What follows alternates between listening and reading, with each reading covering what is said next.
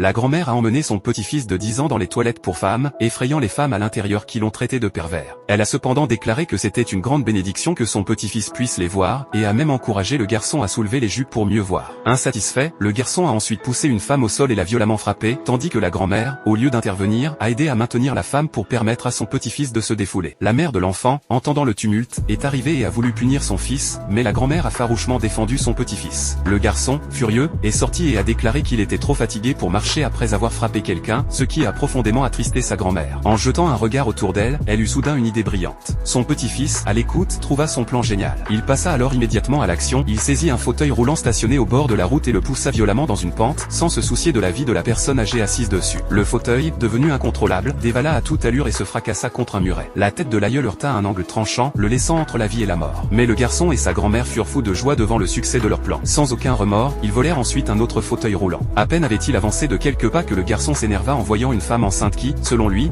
bloquait le passage. En apprenant que la femme était sur le point d'accoucher, il eut une idée malveillante. Sans hésiter, il la poussa violemment au sol, juste par curiosité, pour voir si la chute provoquerait la naissance du bébé. Tandis que du sang rouge sombre s'écoulait sur le sol, le garçon tapa des pieds de bonheur. La situation devenait critique, et la femme enceinte risquait sa vie. Par chance, son mari, qui se trouvait dans les environs, intervint juste à temps. En voyant l'homme arriver, la vieille femme tenta de s'enfuir, mais il l'arrêta immédiatement pour demander des explications. La grand-mère se mit alors à déblatérer des excuses absurdes, affirmant qu'une simple poussée ne pouvait pas provoquer une fausse couche et que si cela arrivait, c'était simplement parce que cette femme avait un destin malheureux. Elle ajouta également que son fils était une personne importante et que s'il y avait des représailles, celui-ci n'hésiterait pas à s'en occuper personnellement. Ce qu'elle ignorait, c'était que l'homme en face d'elle n'était pas n'importe qui, il s'agissait du président du groupe auquel appartenait l'entreprise de son fils. Ce dernier, simple petit manager, s'était d'ailleurs empressé, quelques instants plus tôt, d'aller flatter servilement le président en le voyant arriver à l'hôpital. Le président avait même envisagé de le promouvoir après les fêtes, impressionné par sa déférence. Mais voilà que sa mère venait de ruiner toutes ses chances.